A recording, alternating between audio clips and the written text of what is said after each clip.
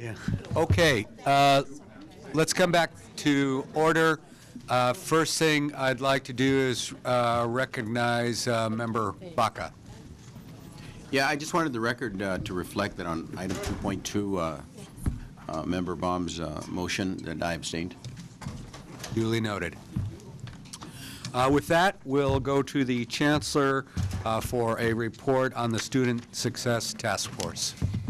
Well, I know you have a busy advocacy day, so I won't go into great length, but I felt like that since the Board of Governors appointed this task force, and since we are to give a report back to you in January before we report to the legislature in March, that you needed updates from time to time. We are fortunate to have both Manuel Baca, who serves, and also Peter McDougall, who chairs. We've been steadily involved. We will have our third meeting tomorrow, and we will focus on best practices related to the delivery of basic skills. There's always a lot of questions about how can we improve remedial education, and so we're going to look at that. Our first meeting, we've had some really interesting outside experts. Our first meeting was kicked off with a dinner presentation by Dr. Kay McClinney from the University of Texas in Austin. And then we began the rest of that meeting to try to discuss, okay, how do we get from here to the end? What are the processes we're going to use? What is the desired outcome that we have in mind? And in our most recent meeting in February, we focused on the topic of college readiness and the intake process once a student shows up at one of our campuses. How can we improve the readiness for college on the part of our students, and how can we improve the intake process as well? We were able to hear then from some really great guest speakers, Dr. David Conley from the University of Oregon, who has really been emphasizing the notion of college readiness, and Dr. Andrea Venecia from West Ed, who is also doing work on that. And then we had one of our own from Santa Ana College, Dr. Sarah Lundquist, who oversees a model program aimed at getting local students college ready, and providing a comprehensive process for admitting, assessing, and enrolling students in college. So in our next meeting, we want to clearly define what we mean by student success, and then look at the metrics that measure student success. What are the metrics? Is it things like how many students transfer, how many individuals complete a vocational certificate, how many get their AA degree, how many complete a certain number of units of basic skills, and so forth. So we'll be looking at that. And we hope to nail down those concrete items at our next meeting. We will be holding our April meeting in San Francisco because in conjunction with the Academic Senate's spring plenary session. Now, an interesting thing, we now have a website that's up and running, and it contains our agendas as well as PowerPoint presentations of everyone who's talked to the group. So if you want to get on that website and find out what the presentations were and what was said, we have all of that information. In the top left-hand corner of the website, there's a button called Public Participation, and what we're going to do is have an interactive website that will allow the field, including you, to input any information that you want to input. When clicked, the button redirects the user to our high-tech web-based dialogue program, which allows people to leave comments and suggestions.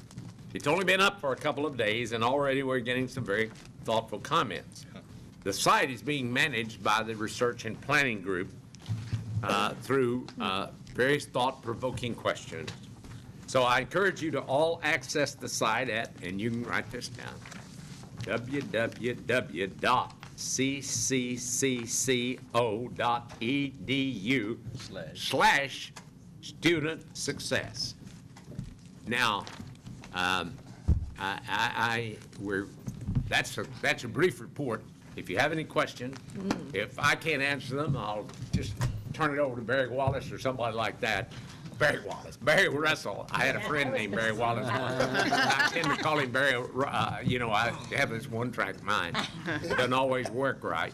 But anyway, Barry Russell, who will answer any questions. That's what a staff is for, there to make a chance to look good and answer questions that he can't answer. So anyway, and I'll have to say my staff is great at that. Any comments or questions by members of the board?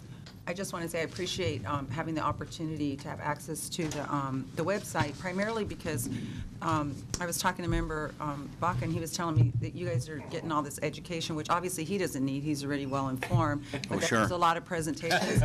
And I was feeling a little jealous there because I was like, God, he's really getting extremely more educated on these things. So thank you, because I think having access to the presentation helps us be better board members as well. So. Good. And any of you who want to, these are open meetings, by the way, and we do generally have, maybe 5 or 10 people that do attend the meetings. And we'll be meeting at the La Ravage, am I pronouncing that correct? Yes. Hotel in Sacramento. And so you're happy, we'll be happy for you to attend. We're giving a lot of thought to what kind of town hall meetings we might hold in the future and the way we're going to move. And I might say that Amy Supinger, who has been the person that, as a result of foundation support, we've been able to hire a full-time executive director of the Student Success Task Force. Amy's been doing a terrific job. Amy was a longtime consultant to the Senate Budget Subcommittee on Education, so she's very knowledgeable in terms of higher education. That was her specialty. And she's working very hard on, as you can imagine, all of this calls on a lot of work to be done, people to be contacted, and so forth. And of course, this website is going to be tremendously helpful. Member Merriman? It's a large committee, I believe, so I'm just curious, are you getting the attendance of almost all the members? Yes, I'd say we generally, because it is a large committee, there's generally 2 or 3 who can't make that particular one, but we're getting the vast majority attending. It's 21 members, and it's very, very representative, I might say, in terms of not only community college, but we have outside individuals like Nancy Shulock, who's an academic researcher, Dr. Breener, who is head of the Research and Planning Group and is a professor now at San Francisco State, David Rattray, who represents the Los Angeles Chamber of Commerce, Senator Carol Liu. So we have a fairly good outside group, as well as faculty, administration, classified staff, student. Let's see, I think that's, and among the administrators, we have not only 3 CEOs, but we have a chief representative of the chief instructional officer and a representative of the chief student services officer. Thank you. Member Baca? Yeah, I don't have much to add to the Chancellor's comments, but I just wanted to say, just like any group that gets put together like this, it takes a little bit of time for it to get its comfort level. And I think that we're moving in a direction where we're getting a little more interaction between the groups. We're kind of designing so that we have separate breakouts, and we're able to put some things together. And as that progresses, I think it'll begin working even more in a more dynamic way. But there are common themes that we're all familiar with, and we're getting that. I was recently reading the work of Vincent Tinto, who will be speaking with us tonight at dinner, and having to do with expectations of students, the kind of support, assessment, feedback, involvement at the state and local levels, of course. Now, the trick for us is obviously going to be, how do we get these common themes and these focus areas into some kind of a workable plan or into regulations or into legislation that actually makes a difference. So, but I'm very optimistic that we're moving in a very good direction. By the way, not only are we going to talk about best practices, but we'll have a column we'll call implementation strategies. And that will have to do with not only what are the best practices, but in order to implement these, best practices. Shall we do it, by recommendations to the district, by legislation in a few instances, or by regulation here at the Board of Governors? So we'll look at various strategies that will be used. Other comments? Okay, we will move to board member reports. We'll start with member Azumi, and let me first of all congratulate him on the publication of his new book. And I especially encourage you to read the chapter where he mentions my Center for Education and Policy and Law at the University of San Diego, and thank him for his special wisdom and insight on that particular chapter. I thought you were going to say Superman was going to come in a few minutes. Well, I appreciate that, Mr. President. And it was not an issue of kissing up, it was recognizing real good work. So thank you very much for that plug.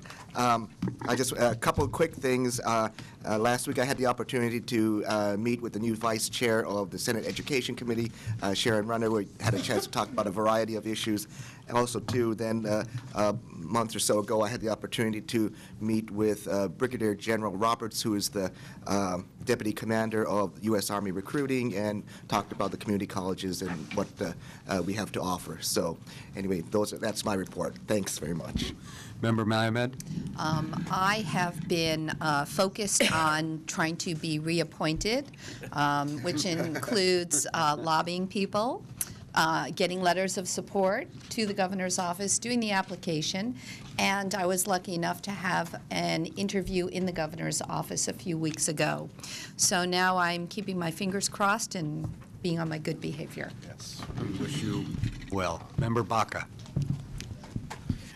First of all, I want to thank my colleague, Member McDonald, for the work that he's been doing with the veterans.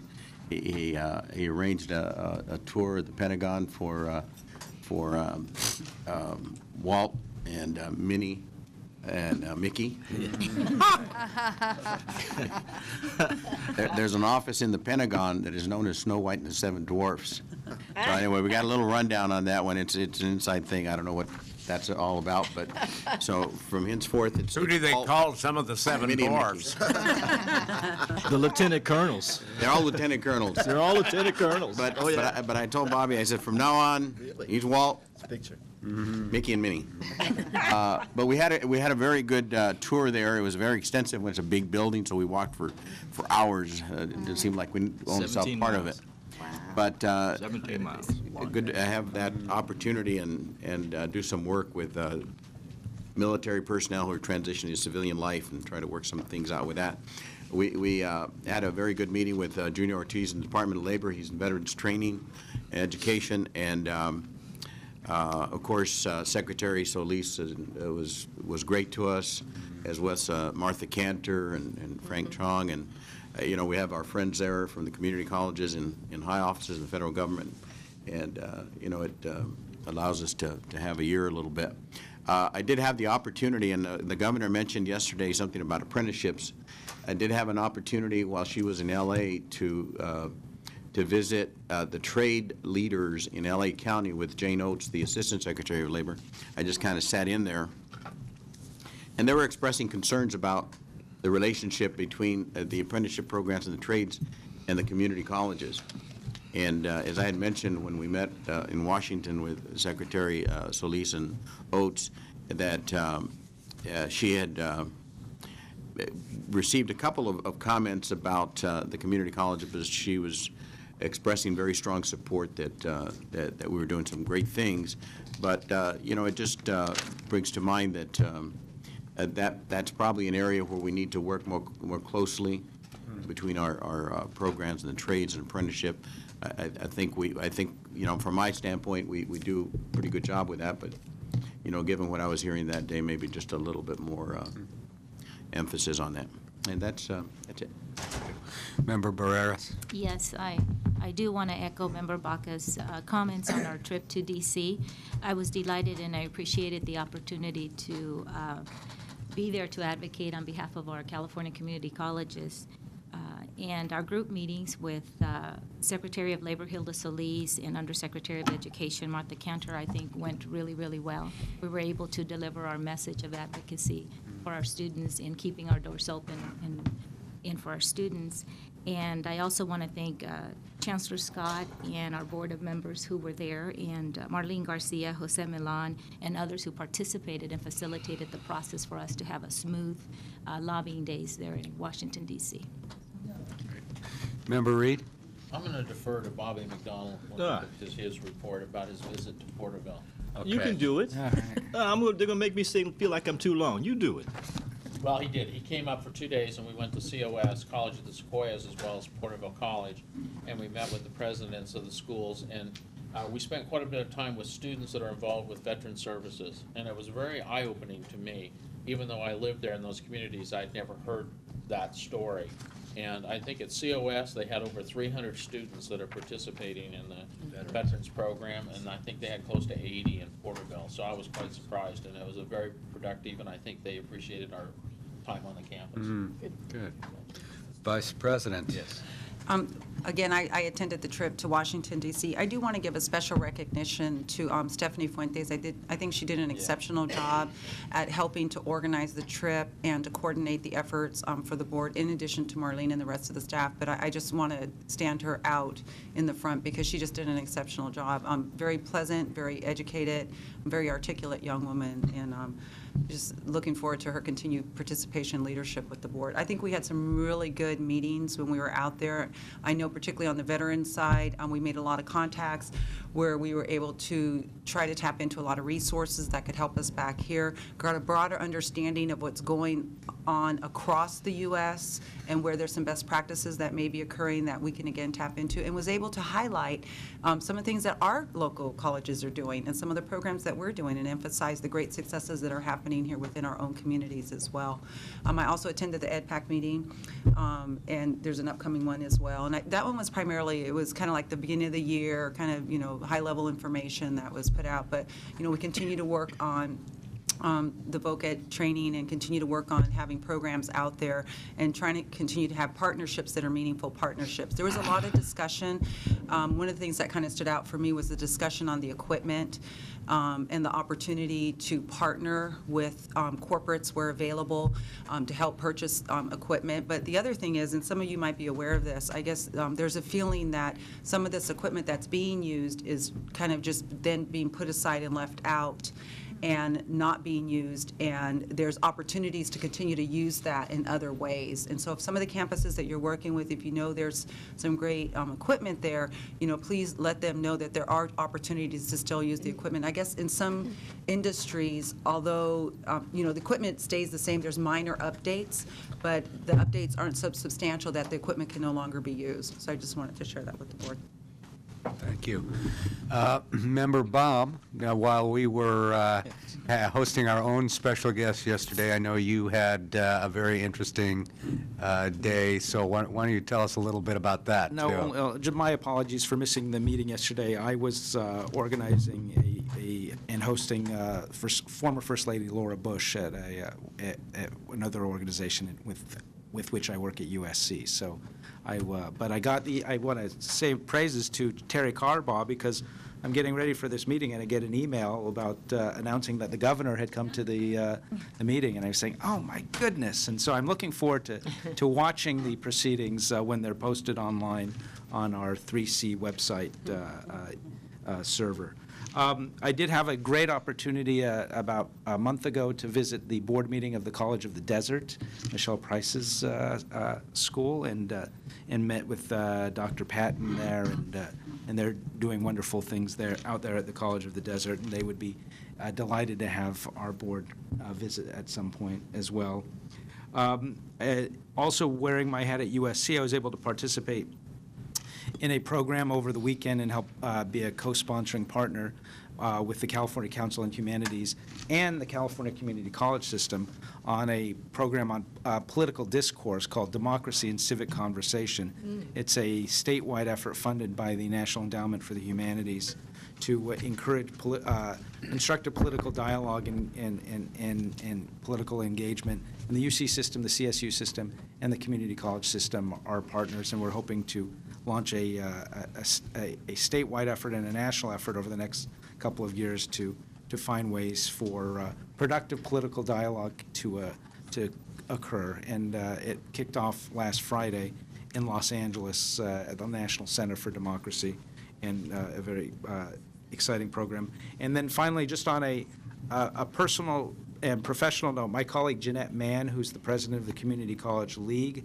of California and the Community College Trustees of California, is undergoing a triple bypass surgery, heart surgery this morning. So our thoughts and prayers are with her as today. Yeah. And so I wanted to share that with my colleagues because you've all met her before. Yeah. Thank you. Member Thomas.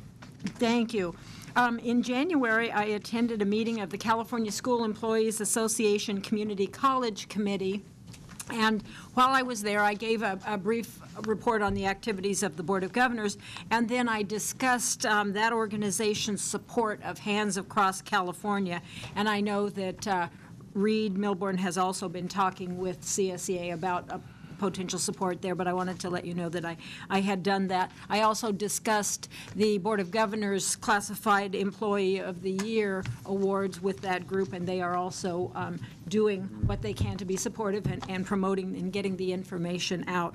In mid-February, I joined Lance Azumi and his wife, as well as several of the vice chancellors, and was able to come to Sacramento and attend the Asian Pacific Youth Leadership Project annual banquet. That was my first opportunity to do that.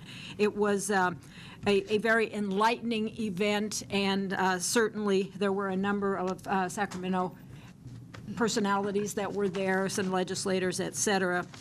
And lastly, February 19th, I attended the Yuba College Athletic Hall of Fame dinner. And my main reason for mentioning it here is because of the interest in athletics and the questioning about the value of athletics. And I wanted to let the board members know that at that Hall of Fame dinner, they inducted and honored the 1953 football team that was among the inductees. And if you can imagine the 1953 football team, you can do the math and figure about how old those folks were. 18 members of that team managed, along with some of their families, managed to attend that event and to listen to their stories about what their experience, not only as a part of that team, but as community colleges, students, and some transferred on and some went into business and various sort of things, but to hear what their experience meant to them and how it changed their life or enhanced their life. And I think that's really important that we are mindful of that and we keep that in mind, and as critical decisions have to be made, because that was an extremely moving experience for me to see that, how long ago those people attended, and yet what it meant to them as far as life changing. So thank you. Thank you. Member Price. Well, I spent a lot of time working on the Student Affairs Committee to bring to the board, and I'm very happy for all the support. I think it's going to be a really good thing for the students. The Student Senate's going to have their annual march to the Capitol next Monday, and I will be marching with them in support of the students. And I hope that any of the other board members that may be in the area would like to join also, and that's my report. Member Davis-Lyman. Thank you very much. In January, I attended CCLC Legislative Conference and helped facilitate a group on accreditation along with Dr. Nikki Harrington, who is also a member of the accrediting task force. And then with CPEC, I also attended in Los Angeles a Improving Teacher Quality State Grants program where they had all the project managers together, and it was just thrilling. It was thrilling. It's the kind of stuff what we're about. They had an outstanding speaker, and Dr. Linda Darling Hammond, who's a professor of education at Stanford University and who has authored many books on developing and assessing teacher effectiveness, engaging in real reform. And I think she might be someone that our success task force might be interested in. along with, at the last meeting, and in fact, this presentation was recorded, and as soon as the Executive Director, Karen Humphreys, gets it online, I will send it the site to and jury so that you can all hear Jane Wellman, who spoke to the Commission on financing future attainment using spending data to improve state policy capacity for fiscal decision-making. But one line in her talk, I think, grabbed me. She said, the boards know where we need to be and that we've got to get better data, and don't wait for the state to get it right. That we need to change the conversation to investment strategy, not balance budget strategy, and for goals in California. And that's something we've all talked about. But you would find her presentation, I think, quite interesting. Along with that, it was, there were two presentations at CPAC that I think were critical to us. One was the budget, and sitting before CPAC were, and actually our wonderful representative, Dan Troy, did a super job talking about the budget and presenting printed materials to the commission. But along with him were the CSU and the UC representatives, and there was a sense of collaboration, there was a sense of oneness during this presentation, although the segments are so different. And then in the afternoon, we heard on student mental health. It's from all representatives from CSU, UC, and our representative was just outstanding. It was Betsy Sheldon, who did a great overview of what's going on and not going on in the community college system. But it is the UC and CSU and the community colleges share the same interest and concerns, that about 25% of our students were losing because of mental health issues. And it's in all three segments. This is not owned by one segment. So it was a very eye-opening presentation. But what happened was the person from CSU said that brought us a new executive order that in December of this last year that Chancellor Reed proposed, this executive order to do something in the area of policy with mental health. And I do have a copy of that executive order which it talks about the basic services that are needed, how to address them, the challenges and creative solutions and efficiency. So I think that's something that policy-wise would be interesting to all of us. Thank you very much. Thank you. Member McDonald, question first. What is the criteria, or how do you get a picture in your bulletin? I mean, there seem to be a lot of pictures here with the same people. I mean, is there, I mean, I'm not complaining. can you issue some criteria? Stay close to me. I walk around my own photographer. Stay close to me. Stay close to me. You didn't have photographers when we were doing the program down in San Diego. You didn't take any pictures, all right? It's not my show then. All right? Thank you for the lead-in. Yeah. I too want to thank Stephanie Fuentes and Marlene Garcia for a wonderful trip to Washington, D.C. It was my first opportunity to go, and I felt like I was in an airline. I was overbooked. I mean, there was something going on every time. We got a lot done in a lot of time. Going to my picture book here, the Community College Connections, I wanted to make sure everybody got a chance to see that we did go to the Pentagon And we picked a day to go to the Pentagon when President Obama put out his budget. So, I mean, all the brass were there, all the admirals, all the generals. You couldn't have bought any more Brasso to shine all the brass that was in there. Lieutenant Colonel Willie Hall is the one that gave us a tour, as you can see in one of the pictures. And by the way, when Manuel mentioned about Snow White, it's a badge of honor to be Snow White. I mean, they are all lieutenant colonels, and they sit in the grouping meetings for the Secretary of the Army or the Navy, or the different branches, and they take extra notes. Yeah. And they'll sit there and take extra notes in the communications to help the secretaries get the accurate information they need to have. And the gentleman there in the middle is Snow White. And so they don't know his name, but they know he is Snow White, and they're 7 dwarfs. So it's really cool. If you flip the page over, you get a chance to see Junior Ortiz, who we met with from the Veterans Employment and Training Services. I was very, very fortunate. I got a chance to meet Will Gunn, who was the General Counsel for the Department of Veteran Affairs. And some of the information we're trying to get is very, very critical now, from the simple point that after, well, half an hour, 45 minutes with the General Counsel, he just looked at me and says, "What do you need from me? What can we do to help?" And so part of the trip was to get individuals to learn what we were trying to do, but we have people that really want to help.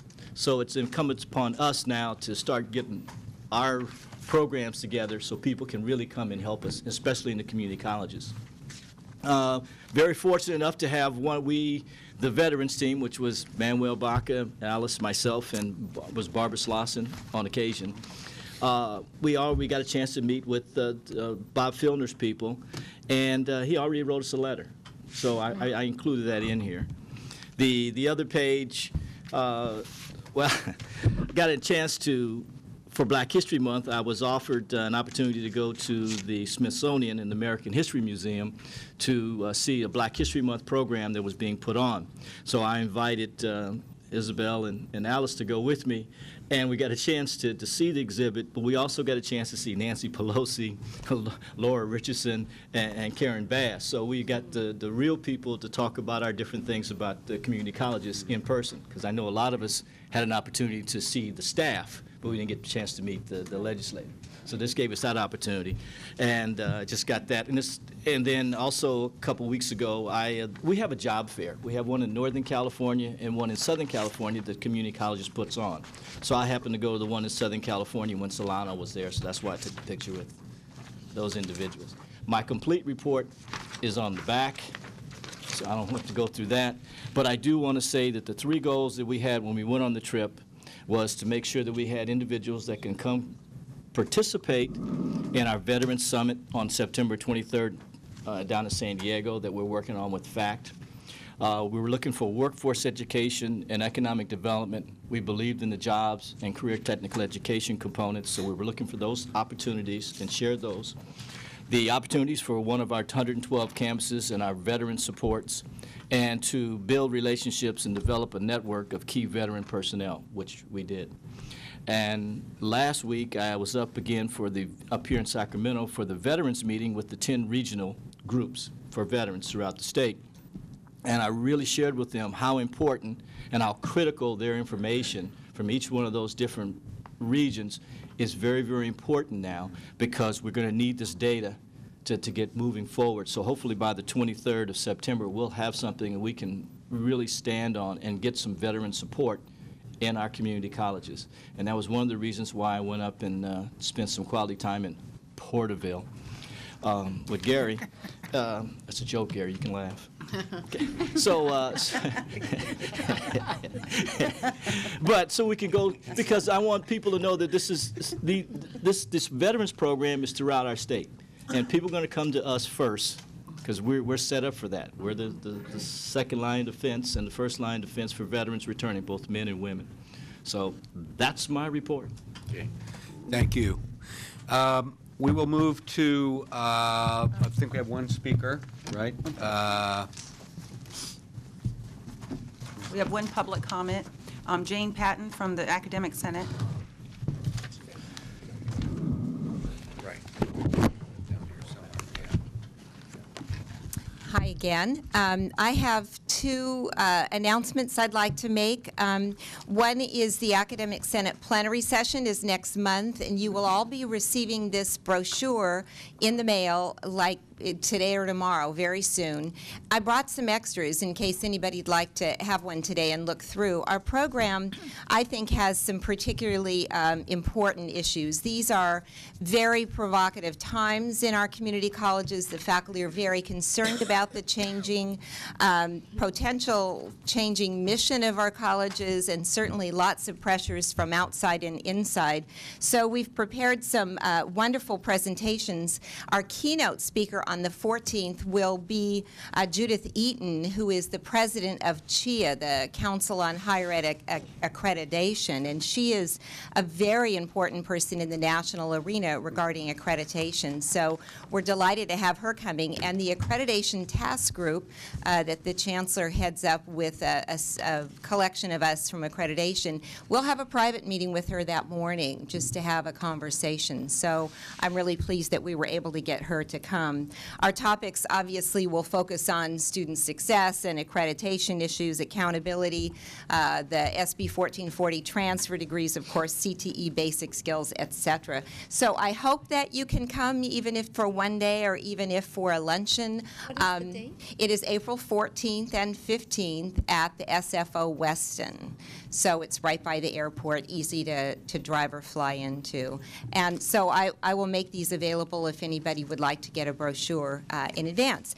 And finally, I just want to let you know that the implementation of the associate degrees for transfer as directed under SB 1440 are progressing beautifully.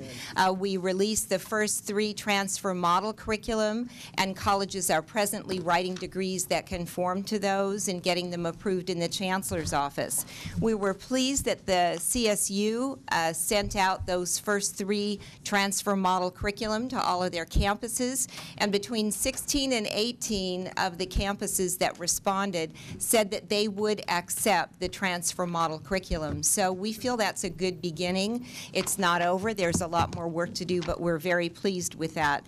We've got many more majors in the queue, and we think by the end of this academic year there'll be a really good body of associate degrees that are really streamlined and aligned statewide. We're bringing together 500 faculty between a meeting 2 weeks ago and one this week, and these are faculty from CSU and community colleges sitting down in a room, locked in a room for a day, and told, figure it out. What should the lower division preparation be in your major? And they are figuring it out. It is extremely exciting. So thank you for, I hear my beeper. I have extra brochures if any of you'd like them, and I thank you for the time. Thank you, Jane. Unless there are any items of new business from the board, I'm going to ask Vice Chancellor Garcia to give us a short briefing on the rest of our day. Okay, what I'd like to do is just give you a couple of instructions on what we're going to do for Advocacy Day, and thank you everyone for joining us. The timing could not be more critical to meet with members. We have about 40, 50 meetings scheduled with legislators and staff, and what we're going to do is at this point, oh, that's not on, sorry. I'm a low-tech person.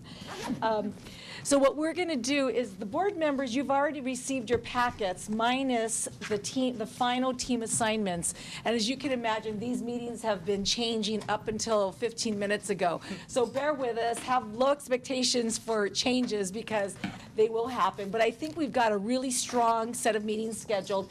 So here's what we'll do. The board members, you can stay here and pick up your updated team assignments and your bios of members you're going to be meeting with and your name tags. For the rest of you, some folks will be going straight to the third floor conference room right in front of the elevators. So what I'm going to ask our other friends is to walk over to the conference room. There you'll pick up your full packet, your team assignments, leave behind materials and your name bags, and lunch. And then board members will get you your lunch because we're trying to avoid having a lot of traffic congestion going into the conference room. So when you do that, after, come back here and look for your team, because we've given you a place to have your lunch together here in the chancellor's office.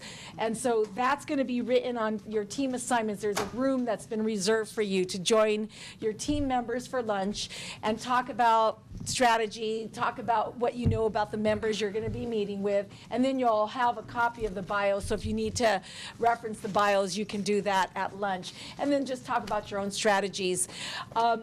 About 11:45, everyone should head over to the Capitol to arrive in the Capitol room 4203, and that's where we're going to have our briefing this year, instead of trying to do it in this room.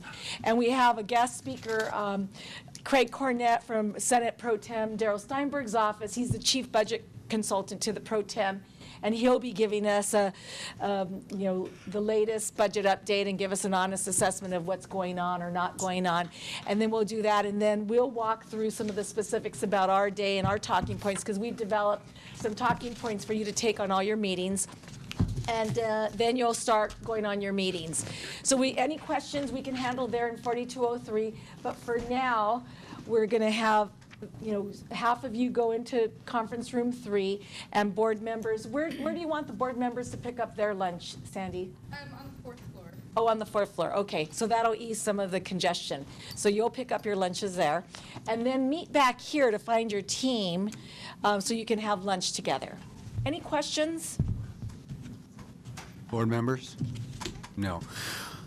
Thank you, Marlene. I want to thank all of our board members for a very good couple days, which I think now is a historic meeting for us, with the governor coming, and we thank him, and we thank the chancellor for arranging that. I look forward to a great day of advocacy and seeing you all at our next meeting in May. Meeting adjourned.